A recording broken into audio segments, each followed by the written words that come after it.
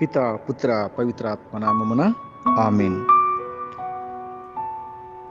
27వ తేదీ ఆగస్టు నెల 2024వ సంవత్సరం.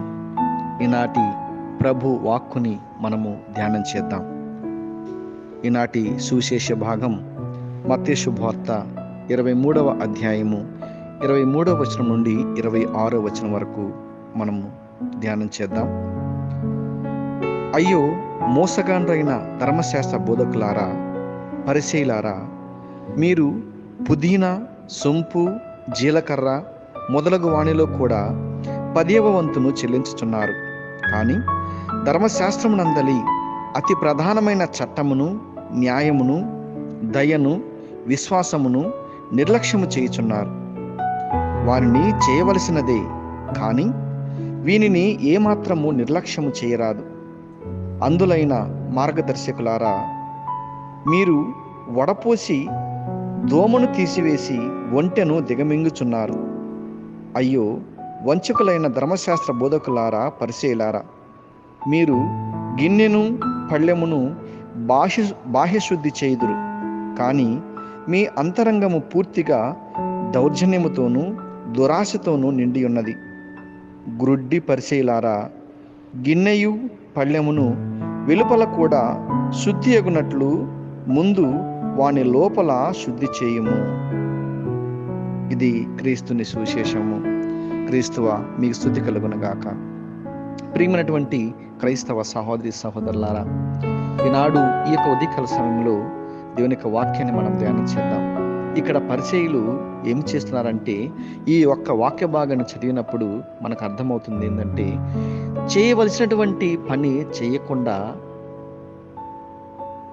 చేయకూడనటువంటి పనులు ఈ రోజున ఈ యొక్క ధర్మశాస్త్ర బోధకులు పరిశీలన చేస్తున్నారు. ఏమిటది? దశంభాగం ఇస్తున్నారు, కానీ ధర్మశాస్త్రం నందలి అతి ప్రధానమైన చట్టమును కానీ ఆజ్ఞలను కానీ వాళ్ళు ఏం చేస్తున్నారు? నిర్లక్ష్యం చేస్తున్నారు. అదేవిధంగా వడపోసి దోమను తీసివేసి ఒంటెను వాళ్ళు దిగమింగుచున్నారు, అన్యాయాలు చేస్తున్నారు. గిన్నెను బాహ్యశుద్ధి చేస్తున్నారు, కానీ పళ్ళాన్ని బాహ్యశుద్ధి చేస్తున్నారు, కానీ లోపల మాత్రం వాళ్ళు శుద్ధి చేయటం లేదని దేవుని యొక్క వాక్యాన్ని మనము ఈ సందర్భంలో మనము వింటున్నాం.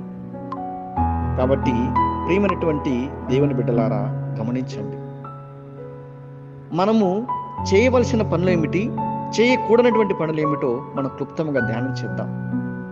కీర్తన గ్రంథం 62వ అధ్యాయము 4వ వచనంలో కీర్తనకారుడు అంటున్నాడు, నన్ను పదవీ భ్రష్టుణ్ణి చేయవలననియే మీ కోరిక, కలలాడుట మీకు ప్రీతి. మీరు బయటకి నన్ను ప్రేమించుచున్న వారి వలె దీవించుచున్నారు, కానీ లోపల మాత్రము నన్ను శపించుచున్నారని దావీదు రాజు భయపడుతున్నాడు, వారి గురించి బాధపడుతున్నాడు. ఏమి చేస్తున్నారు ప్రజలు? ఈయన యొక్క రాజరికం నుండి ఇతన్ని పదవీ భ్రష్టుణ్ణి చేయాలని చెప్పేసి వాళ్ళ కోరిక, రాజుగా దించివేయాలనేటువంటి వాళ్ళ కోరిక. వాళ్ళకి అబద్ధాలు ఆడటం అంటే చాలా ఇష్టం. అయితే వాళ్ళు ఏం చేస్తున్నారో తెలుసా? బయటకు మాత్రము దావీదు రాజును ప్రేమించుతున్నట్టు వలె వాళ్ళు దీవిస్తున్నారు, కానీ లోపల మాత్రము శపిస్తూ ఉన్నారు.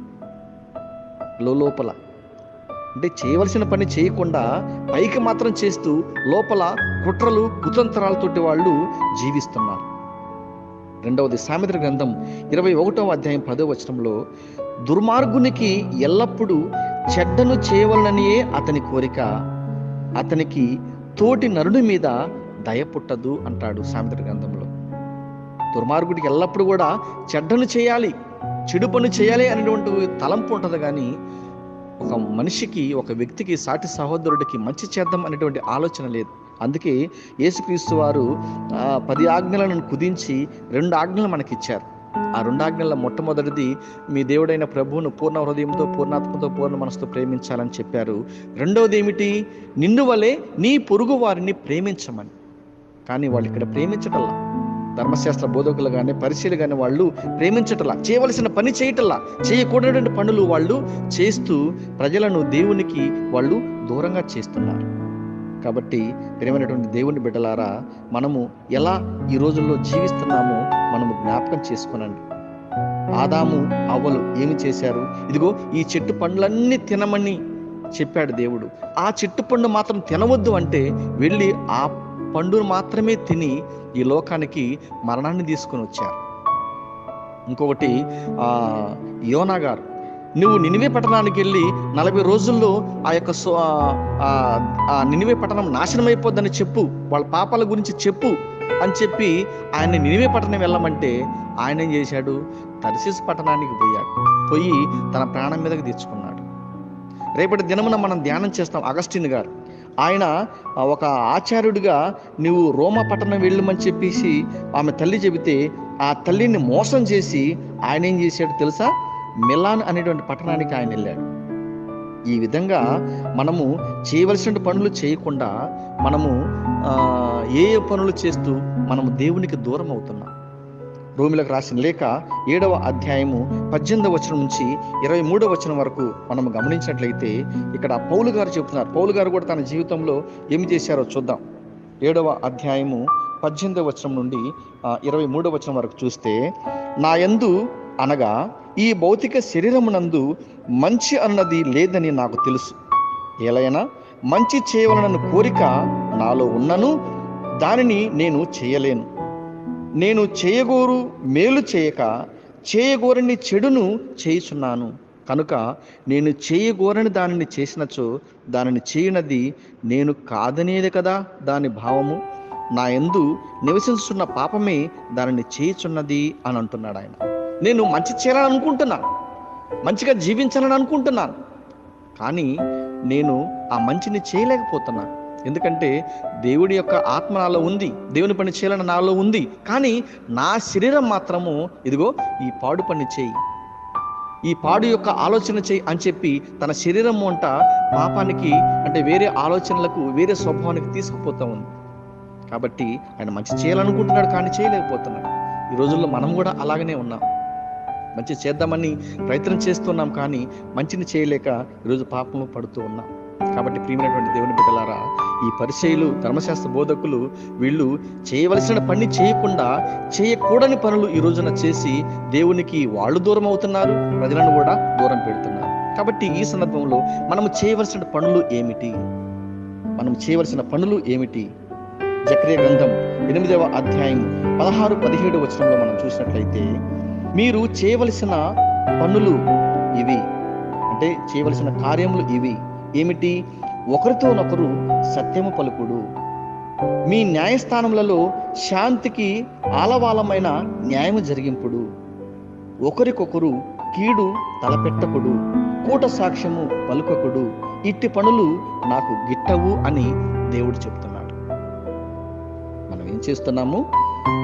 మీరు చేయవలసిన పనులు ఏమిటంటే ఒకరితో ఒకరు సత్యము పలుకొనండి, న్యాయస్థానంలో న్యాయాన్ని జరిగించండి, ఒకరికొకరు కీడు తలపెట్టుకోకుండా కూట సాక్ష్యములు పలుకకుండా జాగ్రత్తగా ఉండండి అని మనం చేయవలసిన పనుల గురించి జకర్యా గ్రంథంలో రాయబడింది.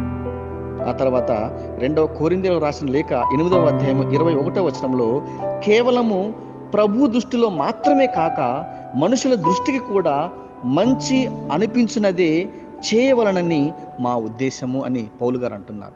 పౌలు గారు అతని అనుచరులు కొంతమంది శిష్యులు కలిసి దేవుని యొక్క సువార్తను ప్రకటిస్తూ వాళ్ళు అంటున్నారు, కేవలము ప్రభు దృష్టిలో మాత్రమే మేము దృష్టిలో మాత్రమే కాకుండా మనుషుల దృష్టిలో కూడా మంచి అనిపించినదే చేయవలనని మా ఉద్దేశం.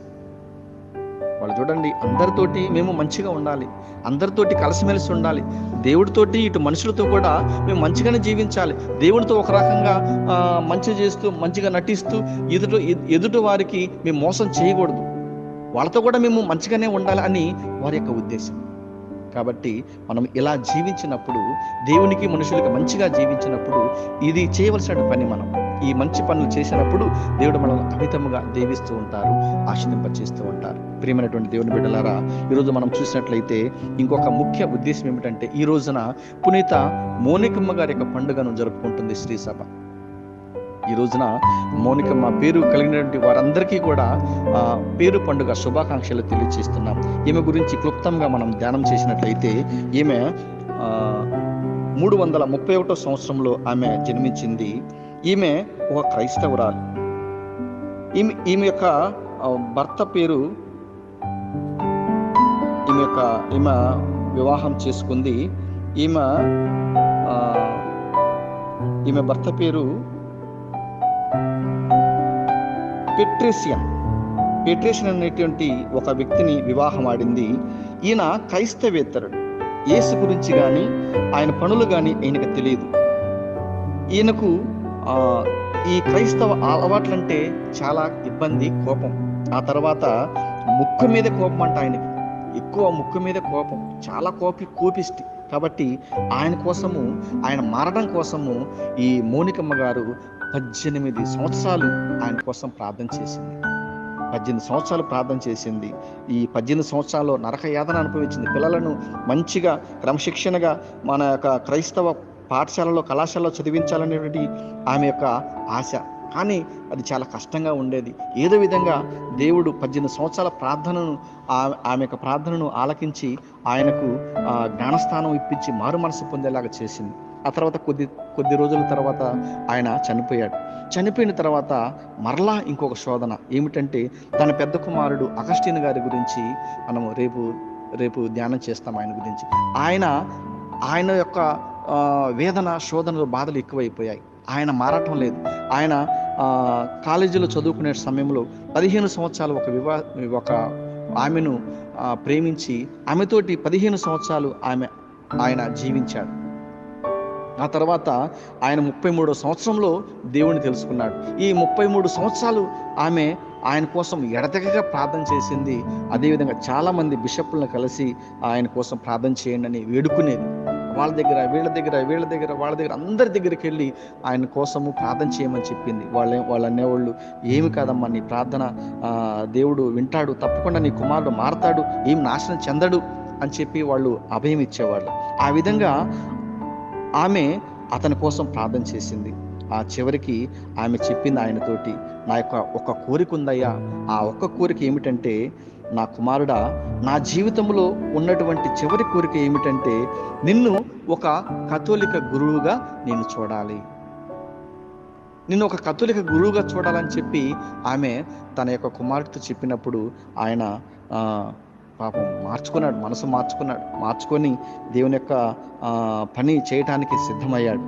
ఆ తర్వాత ఆమె ఇంకొక కోరిక కోరుకుంది. ఏమిటంటే, నీకు ఇష్టం వచ్చిన చోట నేను చనిపోతే నన్ను పాతిపెట్టు, నాకు అభ్యంతరం ఏమీ లేదు, నేను చనిపోతే ఎక్కడ పాతి పెట్టాలనుకుంటున్నావో అక్కడ పాతిపెట్టు, కానీ దేవుని పీఠంపై నువ్వు ఎప్పుడైతే పూజ చేస్తూ ఉంటావో, పూజ చేసిన ప్రతిసారి కూడా నన్ను నీవు జ్ఞాపకం చేసుకో ఆ పూజలో. నాకు ఇది మాత్రం చాలు, ఇంకా నాకు ఏది కూడా అవసరం లేదని చెప్పి తన కుమారుణ్ణి అభ్యర్థించింది. ఆమె తన కుమారునికి అభ్యర్థించింది, నువ్వు చేసే ప్రతి పూజలో నన్ను పీఠం దగ్గర నన్ను జ్ఞాపకం చేసుకోమని ఆమె వేడుకుంది. ఆ తర్వాత ఆమె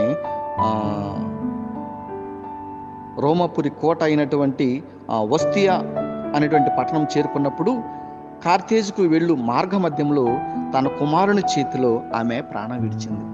చివరి 387వ సంవత్సరంలో తన పెద్ద కుమారుడైనటువంటి అగస్తిన్ గారి చేతిలో ప్రయాణంలో కార్తేజ్ అనేటువంటి గ్రామం వెళుతూ అక్కడ ఆయన చేతిలో మరణించింది. చివరిగా అగస్టిన్ గారు తన తల్లి గురించి చెప్పిన మాట ఏమిటంటే, నేను నా జీవితంలో ఆమె ప్రేమను వర్ణించలేను. ఆమె చూపులు, అదే విధముగా ఆమె మాటలు నా హృదయాన్ని దేవుని వైపు మరల్చినవి. దేవా, నేను నీ కుమారునిగా మనగలుగుచున్నాను అంటే దానికి కారణము నీవు నాకిచ్చిన మా మాతృమూర్తి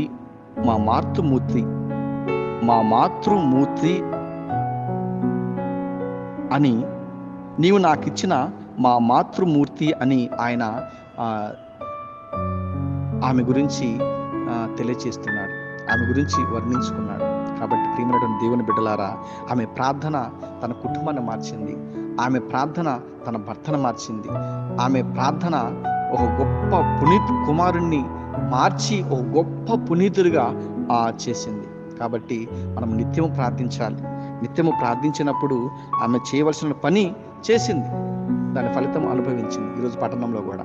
కాబట్టి చేయకూడని పనులు చేస్తే మనం ఇబ్బంది పడతాము, చేయవలసిన పనులు చేస్తే దేవుడు యొక్క ఆశీర్వాదాలు మనం పొందుకుంటాం. కాబట్టి ఈ యొక్క ఉదయకాల సమయంలో మనము ఎలా జీవిస్తున్నాము, ఎటువైపు జీవిస్తున్నాము, ఎలాంటి ఆలోచనలు చేస్తున్నాము అనేటువంటి దానిపైన మనసు పెట్టి మంచిగా జీవించడానికి, మంచి ప్రవర్తన కలిగి జీవించడానికి ఈ యొక్క ఉదయకాల సమయంలో మనము ఆ భగవంతుని యొక్క దీవెన కోసం, భగవంతుని యొక్క ఆశీర్వాదం కోసం ప్రార్థన చేద్దాం. పితా, పుత్ర, పవిత్ర ఆత్మ నామమున ఆమేన్.